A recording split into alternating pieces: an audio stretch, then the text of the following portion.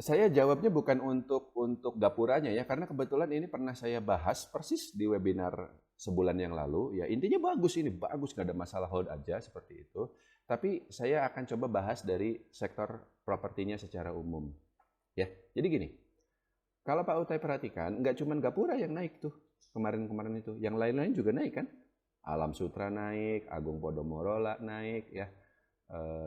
BES ya, Bekasi Fajar naik, BSDE naik, Sumarekon naik, dan seterusnya. Ya. Penjelasan yang masuk akal adalah ya karena kemarin itu Bank Indonesia menurunkan suku bunga BI rate ya. Dan itu tentu saja sentimen positif untuk sektor properti yang memang udah megap-megap Pak gara-gara kenaikan suku bunga yang terus-menerus. Di sisi lain kalau kita bicara valuasi, wah murah semuanya Pak. Gapura itu bahkan pada harga belinya Pak Utai ya itu PBV dia masih 0,3 ya. Kemarin waktu dia 70 perak itu bahkan 0,2 ya. Jadi kalau PBV-nya satu kali aja harusnya harga sahamnya itu ya 250 atau bahkan 300 gitu, seperti itu. Nah, tapi kenapa saham-saham properti bisa semurah itu? Ya itu tadi karena memang kinerjanya jelek. Cuman begini ya, dan sekarang betul saham-saham properti naik lagi, tapi ya sebenarnya kalau dikatakan naik kurang tepat juga karena yang lebih tepatnya adalah kembali ke posisi sebelum dia turun, ya toh? Karena nyatanya harga sahamnya Gapura, nggak cuma Gapura, saham-saham properti yang lain, pada hari ini itu tidak lebih tinggi daripada posisi harganya setahun yang lalu ketika Pak Utai beli, ya kan? Hanya saja karena sebelumnya dia sempat turun dulu, lanjut turun gitu ya. Maka jadinya kelihatannya naik lagi gitu. Tapi sebenarnya belum naik itu. Secara valuasi juga dia masih murah. Dan secara kinerja juga dia masih belum begitu bagus ya. Gapura ya bagus, tapi saya bilang bukan Gapuranya, properti secara umum. Jadi saham-saham emiten properti yang lain itu rata-rata kinerjanya ya masih jelek lah. Yang rugi ada, yang labanya turun juga ada gitu. Yang bagus itu mungkin cuman BSDE, Gapura ini, sama satu lagi Sumarekon. Yang lain-lain kinerjanya masih belum begitu bagus. Tapi di sisi lain, suku bunga itu sudah mulai turun, ya, dan ada kemungkinan besok-besok dia turun lebih lanjut. Jadi sentimen positif yang sudah berkembang saat ini akan berkembang lebih positif lagi ke depannya, dan eventually kinerja emiten properti mungkin pada akhirnya akan jadi bagus juga. Dan pada saat itulah saham-saham properti termasuk yang Pak Utai pegang itu bisa naik lebih tinggi lagi. Dan terakhir, ada satu hal lagi yang saya baru notice belakangan ini. Apa itu? Di media sosial Pak Utai, banyak cerita orang jual rumah kagak laku-laku. Bahkan meskipun sudah banting harga. Dan ada juga yang notice bahwa harga rumah-rumah sederhana di pinggiran kota Bekasi, yang kalau kita bicara Bekasi, ini mohon maaf kalau ada yang tinggal di Bekasi, tapi itu udah sama kayak dari planet lain gitu ya. Udah antah berantah jauh banget gitu. Tapi 2014 harga rumah yang tipe sederhana 400 juta, hari ini masih 400 juta juga. Bayangkan, 10 tahun harga properti stuck, kagak naik. Bahkan mungkin sebenarnya bisa dikatakan turun. Karena yang tadi saya bilang, kalau misalnya orang jual rumah itu kalau dibanting harganya, harga BU gitu ya, baru laku.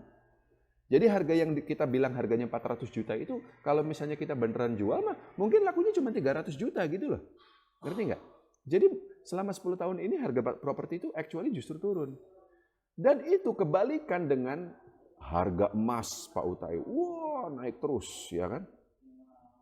Dan meskipun IHSG udah beberapa tahun ini nggak kemana-mana ya, malah cenderung turun gitu ya.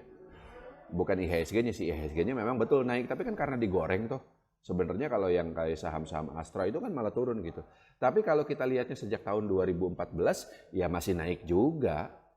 Saham-saham kita 10 tahun terakhir ini secara keseluruhan masih naik juga gitu. Harga emas naik, saham naik. Belum lagi kita bicara kripto Pak Utai. Bitcoin segala macam naik semua. Hasil apa Pak Utai? Sekarang ini banyak orang bilang properti itu investasi yang terburuk. Ngapain beli rumah? Mending ngontrak. Pernah baca nggak? Itu sempat viral itu. Banyak orang bilang daripada beli rumah harganya mahal, daripada beli KPR dicekek sama banknya, udah mending kontrak aja. Dan ngapain kita beli rumah untuk tujuan investasi kalau ada emas, kalau ada saham, kalau ada Bitcoin, meskipun saya sendiri nggak main Bitcoin, yang jelas-jelas naiknya lebih tinggi. Pokoknya properti adalah investasi terburuk. Jangan beli properti, jangan beli rumah, jangan beli tanah. Artinya apa itu Pak Utai? Artinya, berdasarkan pengalaman saya sebagai investor, artinya kalau mau beli rumah, sekarang waktunya. Kontrarian. Kalau semua orang rame beli saham, artinya itu waktunya jual. Dan kalau semua orang bilang, jangan beli properti, artinya itulah waktunya beli properti. Tentu saja saya sendiri, saya bukan investor properti. Dan saya tidak akan beli properti, saya nggak akan beli rumah, saya nggak akan beli tanah seperti itu ya. Aset properti saya ya cuma satu yang saya tinggalin sekarang gitu loh, nggak ada lagi yang lain. Tapi dalam konteks saham-saham properti, saya pikir ini momentumnya Pak. Justru ketika semua orang ngomong jangan beli properti, artinya titik terendah dari lesunya sektor properti selama 10 tahun terakhir ini, itu sudah mencapai titik nadirnya, dan setelah itu dia akan naik lagi. Tuh. Ingat, pokoknya rumusnya itu selalu kebalikan. Kalau semua orang bilang beli apa, jangan beli. Kalau semua orang bilang hindari aset apa, justru itu waktunya kita beli itu. Saya sudah melakukan itu selama 15 tahun dan alhamdulillah saya masih sehat sampai sekarang. Maksudnya tambah kaya gitu loh.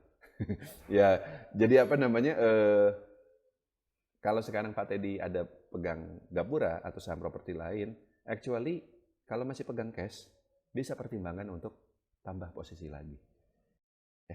Cukup Pak Utai.